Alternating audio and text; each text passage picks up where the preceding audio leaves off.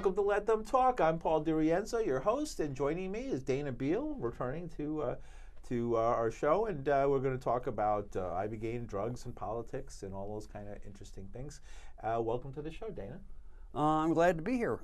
We're following on an interesting three-part series on the Boston NPR radio, where they went down with somebody who was panhandling in the street and couldn't stop because, he was trying to feed his heroin habit. And their friends got up $5,000 for the treatment at Experienced Ibogaine. And this lady, Deborah, from the radio station went down with the test subject, and he took Ibogaine and woke up in the morning, and she said, "How's the withdrawal?" And he said, "Absolutely no withdrawal." And that's what people don't understand, because you see, there's two ways of looking at Ibogaine. What is Ibogaine? Okay, Ibogaine is a drug from Africa that gets people off of heroin overnight. That is, in 36 to 48 hours, you'll be done with your Ibogaine, and you'll wake up, and you won't have any craving or any withdrawal, any craving for heroin anymore. How come you're not a multimillionaire? Because the drug was made Schedule 1 in 1967. So What it's the does same Schedule 1 problem. mean? The same problem as, that means it's illegal to do research in humans. It was a law passed by Richard Nixon, and it goes back to the LaGuardia report in 1944. And after that, they said we can't do any research because it tends to prove that the stuff should be legalized. Right, because LaGuardia, the mayor of New York in the 40s, Fiorello LaGuardia, was actually, back then, in the 40s, just a few years after... A big skeptic of marijuana prohibition. Big skeptic. Because he was a big skeptic of alcohol prohibition, and obviously marijuana is nowhere near as harmful as social alcohol. experimentation using laws, which seems to be something the United States and many... the United States is actually mellow. As much as we drag and excoriate the drug policies of the United States, I mean, in China, Indonesia, Singapore... Philippines. In Philippines, they don't even bother with hanging you after a trial. In the Philippines, they have extrajudicial executions of thousands of people. I went to the Philippines. Yeah, so it's worse, right? And you know what the guy told me in the Philippines? What? He said, that's the police. We're just doing, treatment. Of course, what it is everybody ran into treatment to avoid being killed, and all of a sudden the treatment places which don't offer anything that works were full. So by their metric, they're succeeding working in tandem with the death They're squads. getting everybody into treatment by threatening to kill you if you don't get into treatment. Exactly. So the point is... and the treatment is all like 12 steps. The point is, though, in this piece, there was, on radio, they had Rick Doblin, and he was very good. He said, you can't compare 19 deaths over 20 years, right, which is what they have on Ibogaine, to 70,000 deaths last year from heroin laced with fentanyl. Yes, right. And all in all the countries we went through that. With Kasha was talking about that. When you go to all the major countries that have liberalized or legalized or decriminalized drugs, overdose for the whole country for a whole year, 50 people. Right. 100 people. Right. 35 people. And then you turn to the United States, which is, advocating all this like Sturm and Drang approach to drugs, incarceration, 78,000 overdose deaths a year.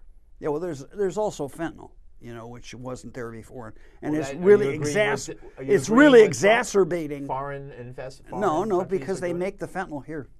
You don't think it's from China? He says it's from China. Yeah, well, they also make it here too. You can make it anywhere. It's a synthetic, and they were talking about, well, what about the fentanyl plants in Massachusetts, making it in Massachusetts? And he says, the border wall will take care of that. But it's being made here. Well, they'll put a border. They want to put a wall around New York City. And the interesting thing about Ibogaine is, talking about borders, They want to put a this wall guy around- went over the border, right? Yeah. Took Ibogaine, came back clean, brought his cleanliness back, right? And there's no way of prosecuting him because he has no Ibogaine. All he has is he's now sober. So you're going to smuggle sobriety into the United States.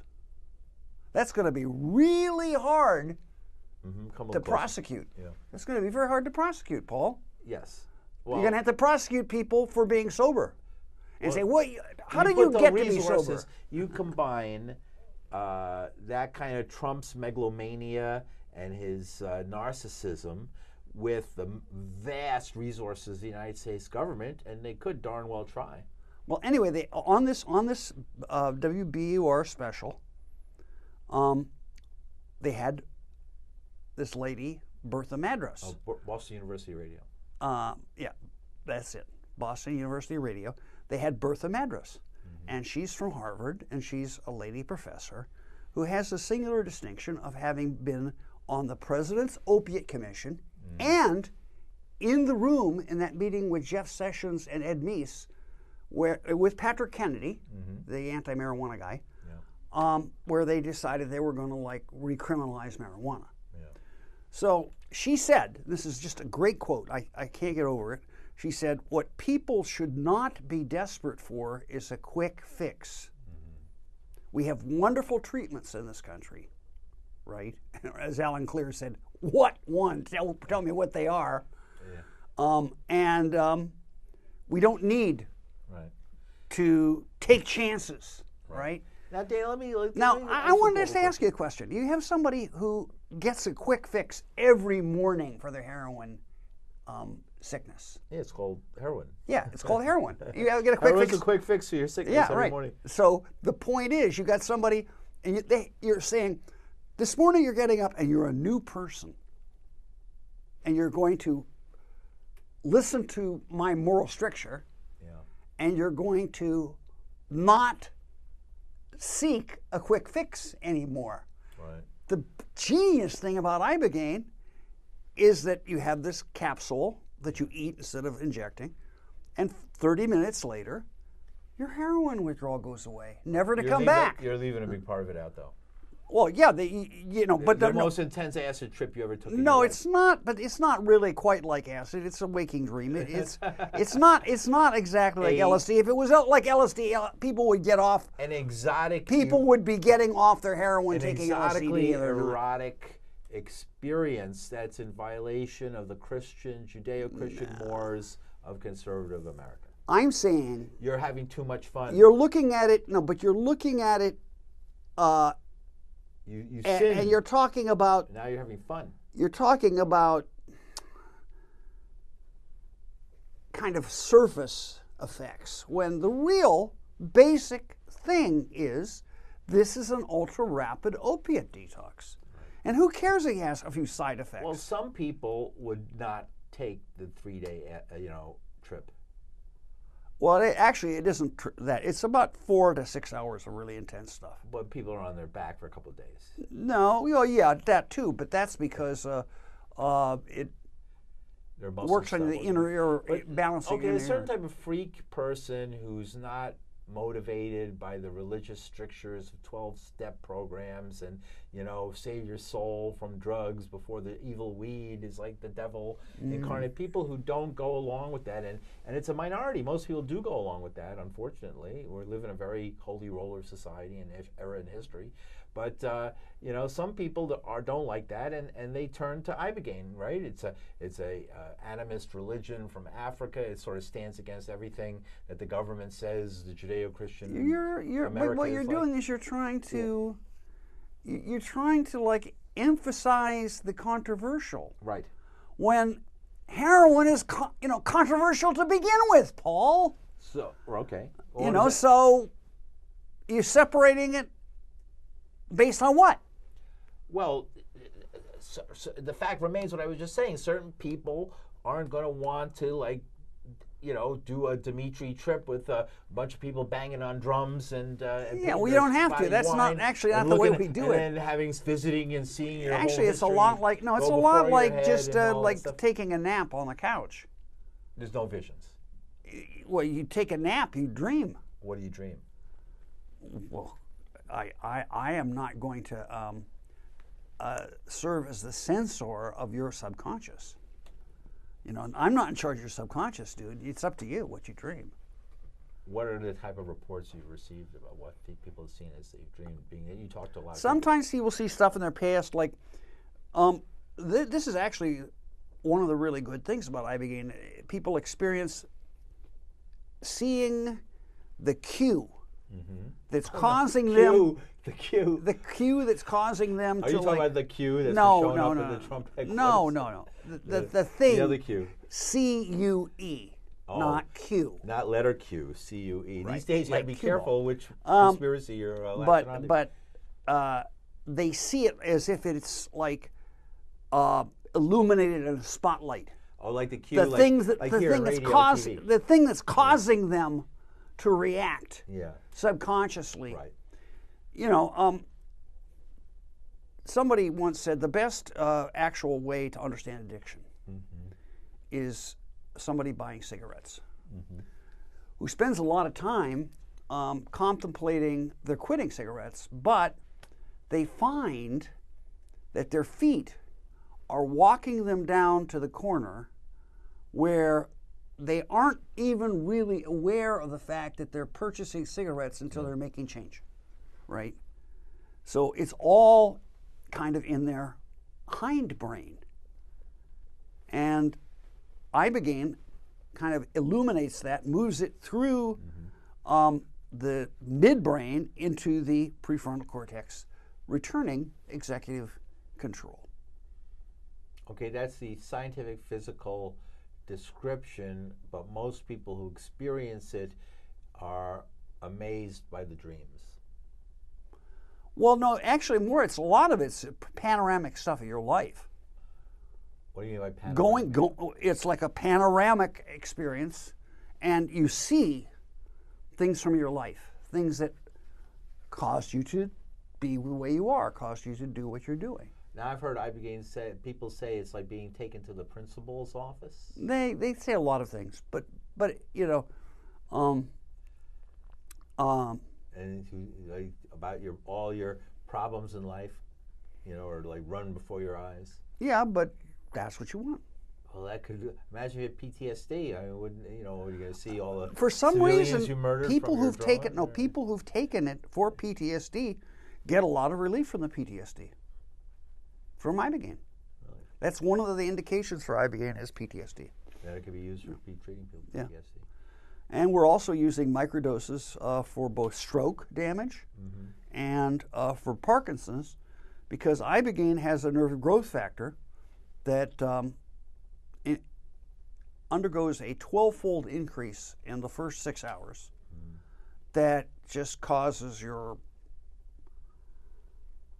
dopamine neurons to sit up and do calisthenics. What are dopamine? Sir? I know it sounds like dope, but it's actually the same, almost the same as adrenaline. Right, they're natural. They're chemical receptors in your brain. It's a stimulant, and actually, dopamine makes adrenaline. So when you get a shot at, cocaine, for example, is a dopamine analog. No, cocaine is a dopamine reuptake blocker, so that the dopamine, which is a stimulant, hangs out longer builds up in the builds synaptic up in the cleft. Keeps you going. And the methamphetamine, it releases big quantities of dopamine. I see. So there are different ways of getting the same effect. Well, dopamine is for food and sex and, money, right? Americans have a lot of money thing. Adrenaline is for fight or flight. Yeah. But basically, it's the same thing. You're making the frog jump. Right. They basically found chemicals out there, mostly in the natural environment, that for one reason or another, and we have evolved from the natural environment, so it's not really that amazing that there are analogs to our chemicals in our body within the plants and animals and rocks, of course, around us. Because all life is kind of related. Yeah, and thousands of years of experimenting and eating every green thing, sometimes making you die, sometimes doing nothing, sometimes tasting good, other times making you see images and stuff like that. Lead to art in the inside of a cave and stuff like that. The mushrooms were good. Yeah, mushrooms growing everywhere. Some will kill you. And they also trial and error, right? This looks like a good one. Well, actually, what we've been saying is the solution for our current political crisis is that every single person who voted for Trump should be given a massive dose of LSD. But in order to be fair and even-handed, we're going to give everybody who voted for Hillary 8 grams of shrooms. And everybody who voted for that's a big dose. Everybody who voted for like Jill Stein, salvia divinorum. Why salvia? Because it's a weird hallucinogenic trip. I hear it's not. Is that like and your local the weed? Greens need that. Is that what they call and finally, local weed or something? But for speaking of How about local Howie weed, Hawkins? for speaking of, I'll get to him in a minute. But finally, for the libertarians, dab overdose. Dab is, what is dab? Explain that to all. A dab is. We're not all from California. A dab is. A little dab will do you. A little dab. You better be careful with this stuff. Don't hold it in. It's basically pure essence of cannabis. Right. It's in an oil. How do they make it? No, they have some way of sucking the oil out of the cannabis. Right. And the thing is, do not. You're used to like holding the joint. Right. Oh, because they put a little line of it. Because what'll happen is if you hold it on too long. Yes. Number one, you almost can't move. In fact, the problem is you can move. Once you start coughing because it expands in your lungs. But you can't actually want to move. Yeah. You can't summon the will to initiate movement. Sounds like Ibogaine. Right. It is like Ibogaine. Because the other thing is that you end up getting very car sick if you move. Right. And puking out the side of the car. Terrible, yeah. So do not hold the dab hit. And you could argue that what's wrong with libertarians is they held the dab hit. Yes. So well, like now that marijuana is, for all practical purposes, legal in at least Manhattan and legal in Brooklyn. It's been illegal a long time. It turns out in Philadelphia, it's already been legal for years in Philly. It's legal in Washington D.C. They still cracked down on that guy. The guy that legalized it in Philadelphia did the. It'll come back to me. There's Goldstein and the other one. It'll come back to me in a minute. But they did this stuff at the Liberty Bell, where they kept getting arrested. Yeah, smoking a joint, but that's on federal property. They finally forced them to legalize it. Yeah. Nicky Poe, that's his name, Nicky Poe. But the thing is, Nicky Poe was running some kind of an indoor event where a lot of people were coming and selling pounds and pounds of weed. And that's still not legal. They raided it, and they didn't bust the people selling the pounds of weed. They busted Nicky Poe. Well, I was in Philly, and I love the south side of Philly. It's fun area. I like it a lot. I've been with a lot of cool taverns down there. I was at one tavern where a bunch of pot people were having a party after the convention in 2016, and everybody just they have a drink, and then you literally retire like people smoke cigarettes in a New York City bar. They go outside. Everybody just retires to the sidewalk on the street in front of the bar and just starts passing joints around like it was nothing. But arguably, though, no police, no nothing here. It's amazing. Like LSD could be the solution of the Trump phenomenon because you've got to break people out of this. Is that illegal? Fox television mind control. Right. This mass delusion. I see what you're saying. And maybe it'll just wake them up. It was they did a study that showed that if you take mushrooms or LSD, people who take out mushrooms or LSD when they answer like questionnaires before and after answer more left wing, more liberal. Well, that's right. So it solved the Richard Nixon problem, right? Right. 35 million hits of Orange Sunshine and no more Richard Nixon. What is it about maybe it would LSD solve the Donald Trump problem. And mushrooms too has a similar effect. What is it about LSD and mushrooms that when people take it, they tend to become more liberal politically? Why is that? Well, that might be why Trump wants to crack down on it. That's it's been said to me. That's exactly why the government wants to crack down on it. Anyway, the point is, do you know why? What we're doing now, Nobody knows why. What we're doing now is we're just assuming that a combination of liberal political correctness and conservative fascist impulse will cancel out the possibility of getting Ibogaine here for the foreseeable future. So our plan B is to bring Ibogaine to the rest of the world. And I told this lady, I asked her, I said, well, where do we go with this story? Because, basically, NPR doesn't want her to do any more work on this. They said, they referred it and they said, we have to give it to the researchers. And of course, the researchers said, we haven't done a phase 3 doubly blinded, placebo-controlled trial involving thousands of people, so it doesn't exist. Whether you like Kavanaugh or not, they're willing to hang that guy for something that they have no evidence of he allegedly did 35 years ago. And then they turn around and say they can't run a story because they don't have triple proof of it? Yeah. So the rest of NPR don't can't you see run that? it. Yeah. The rest of NPR, can't run the story. But I asked her, I said, which would be the direction to go? Because she saw the Parkinson's patient. Yeah. And, like a lot of people may not know that microdoses of Ibogaine reverse Parkinson's degeneration. Yeah. So your Uncle Fred has what's called atypical Parkinson's, which means no tremor, but just creeping paralysis. Oh, my God. Ibogaine is just a thing. And it's really safe at microdose. Anyway, the point I'm getting to is I said, should we go in the direction of crystal meth, because there's nothing for crystal meth, and it's really also a huge problem, and it's related to this anti-Parkinson's effect, because when people do meth, they wind up with Parkinson's disease in the end. It destroys those same areas. It destroys the same things. So, should we do that? Because it's really very compelling. A lot of old people have Parkinson's. They're not drug addicts. Or giving the first 10 people in Afghanistan Ibogaine for heroin. Right. And she said it'd be easier to do the heroin story because they're already familiar with the use of Ibogaine for heroin. And that was a little disappointing, don't you think? Yes, because the media is conservative.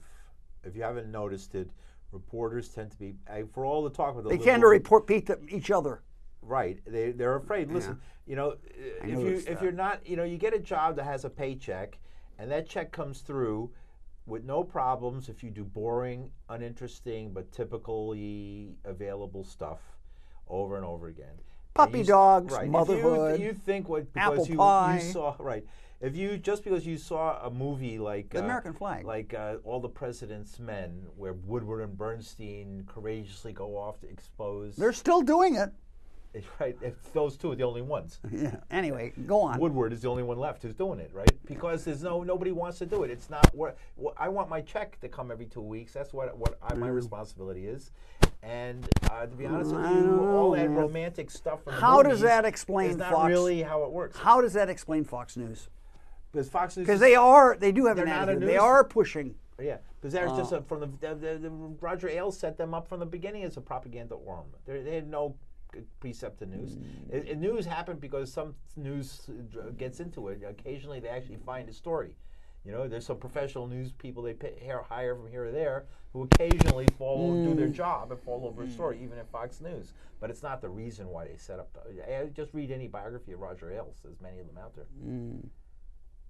This was a thing they saw the change. The Republicans know the demographics have been working against them since the 1960s, and they have been very clever. Since they wrote that book, the emerging Republican majority in the 70s. Which in the Southern, they developed off of that the Southern strategy that worked so well with Reagan, and that Reagan Southern strategy faded because they started to lose the suburban women. Started to vote more, and they were voting differently than their husbands, like in the past. In our parents' generation, the mother always did what the father did. Now that's changing, so they have to change with the time. And what did they change to? How progressive and forward-looking. Let's just hire some Nazis and bludgeon everybody.